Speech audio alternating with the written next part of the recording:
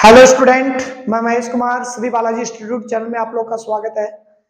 जैसे कि आप लोग अपनी बात देख रहे हैं सीट पीछे की, अपने पास एक्सेल की सीट ओपन है और आप लोग एक्सेल सीरीज चल रही है। एक्सेल के बहुत सारे पीछे भी वीडियो अपलोड किए हुए हैं। आप लोग को बता दें कि आज एक्सेल के अंदर लगभग आप लोग 9 से 10 फॉर्मूलाज आप लोग देखेंगे, जो इंपॉर्टेंट फॉर्मूलाज होते हैं एक्सेल के लिए। बहुत इंपॉर्टेंट फॉर्मूलाज होते हैं जो अपने एक्सेल के लिए बहुत डेली रूटीन में काम आते हैं, एक्सेल के वर्क को इजी भी बनाते हैं। अपने पास उन फॉर्मूलाज के बारे में बात कर रहे हैं और बहुत सारे फॉर्मूलाज के वीडियोस मेरे पीछे भी डाले हुए हैं। डिस्क्रिप्शन में आप लोग को लिंक दे दूंगा, तो आप लोग उन वीडियोस को भी देख लीजिए। इसमें डेट एंड टाइम के बहुत सारे और भी फंक्शंस डाले हुए हैं अपने पास।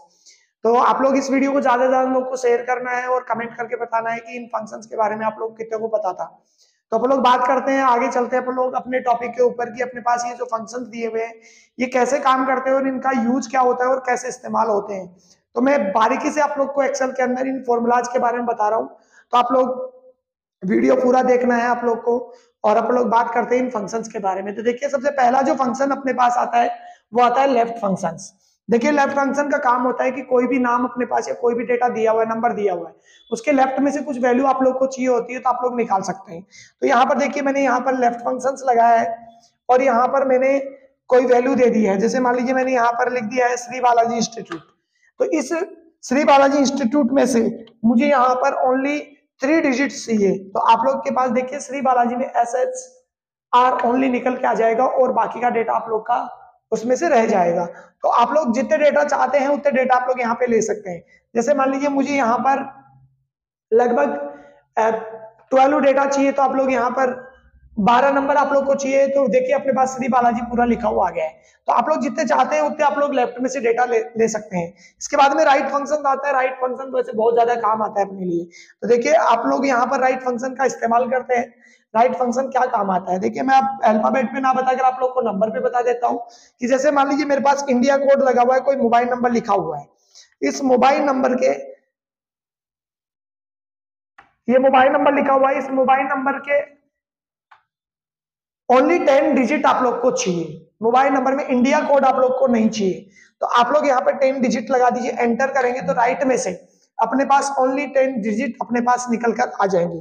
कोमा नहीं लगाया आप लोगों ने, एंटर करेंगे तो देखिए अपने पास ओनली मोबाइल नंबर आ जाएंगे और इंडिया कोड आपके नहीं आएगा।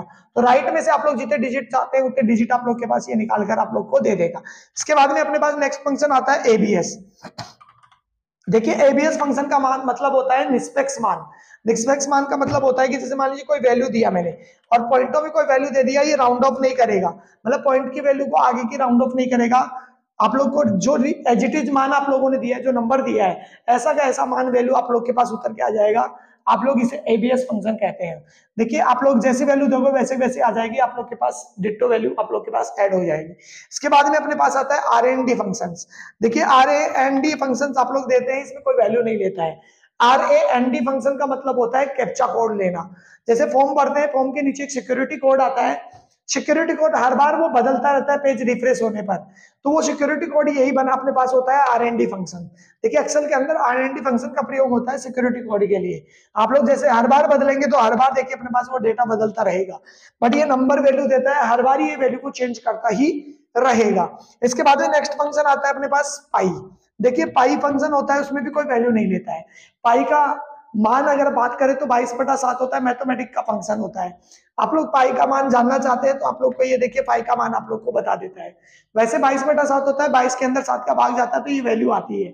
आप लोग पाई का मान जानना चाहते हैं तो ये वैल्यू फंक्शन पाई का यूज कर सकते हैं, जिसमें कोई वैल्यू नहीं लगती है। आप लोग को बता दूं ये डायरेक्ट फंक्शन लगता है। इसके बाद में देखिए लोअर केस आता है अपने पास। एक लोअर जो केसेस होते हैं 5 प्रकार के होते हैं, sentence case, lower case, upper case, capitalise, toggle case. ऐसे 2-3 केसेस आप लोग को बता रहा हूं मैं। यहां पर आता है लोअर केस। आप लोगों ने मान लीजिए यहां पर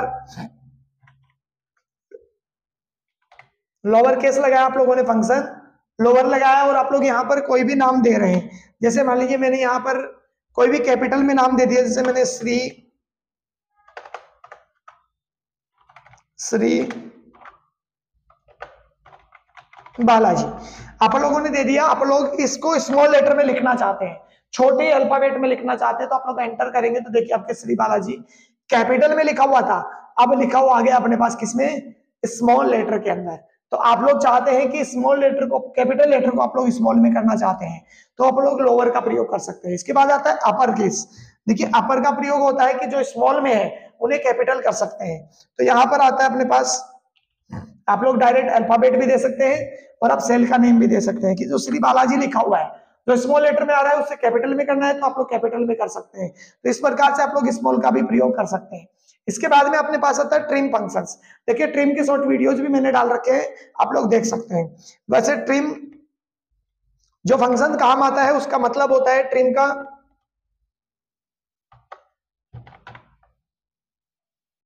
सॉरी, ट्रिम फंक्शन का काम होता है कि जैसे मान लीजिए मैंने यहाँ पर कोई अल्फाबेट लिख रहा हूं, जैसे मान लीजिए मैंने यहाँ पर कोई अल्फाबेट लिखा, जैसे मान लीजिए श्री बालाजी लिखा। अब श्री बालाजी के अंदर प्रत्येक नाम के अंदर मैंने बहुत ज्यादा स्पेस दे दिया है, लास्ट में मैंने स्पेस दे दिया है और ऐसे करके मैंने इस कोष्टक को बंद किया।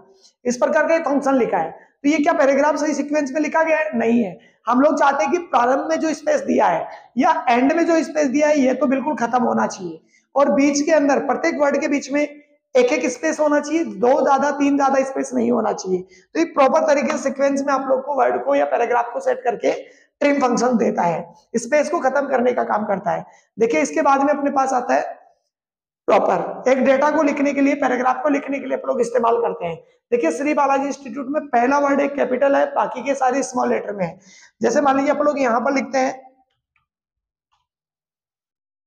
प्रॉपर और कोष्टक बंद किया, मैंने यहां पर बोला श्री बालाजी, मैंने स्मॉल लेटर में लिख देता हूं इसे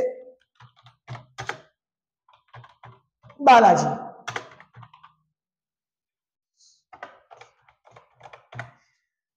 तो यहां पर मैंने श्री बालाजी इंस्टीट्यूट लिखा, डबल कोटेशन में लिखना है भाई, ये बात जरूर ध्यान रखिए आप लोग। और कोष्टक में बंद करेंगे, एंटर करेंगे, तो देखिए आप लोग के पास प्रत्येक वर्ड कैपिटल आएगा, पहला वर्ड कैपिटल आएगा, बाकी के सारे स्मॉल आएंगे। तो एक प्रॉपर तरीके से पैराग्राफ को अरेंज करने के लिए आप लोग प्रॉपर का प्रयोग करते हैं। इस प्रकार से अपने पास ये 9 फॉर्मूलाज आप लोग को, फंक्शंस फॉर्मूला मैंने बताए हैं, इनका प्रयोग करके आप लोग एक्सेल के अंदर नए फॉर्मूला सीख सकते हैं और अपने लिए ये बहुत काम की चीज है, काम आते रहते हैं, डेली रूटीन्स में काम आते हैं। और आप लोग को इस प्रकार के वीडियोस देखने के लिए अपने चैनल को सब्सक्राइब जरूर कर ले और कमेंट करके बताएं कि अपने ये फॉर्मूलाज में कितने आप लोगों को पता था फॉर्मूला, और अपने बहुत सारे शॉर्ट वीडियोज, बहुत सारे अटेंडेंस शीट, बहुत सारे और भी एक्सेल के वीडियोस डाले हुए हैं। तो इसके डिस्क्रिप्शन में आप लोग को लिंक दे दूंगा, वो सभी वीडियोस देख के आप लोग एक्सेल के अंदर परफेक्ट बन सकते हैं।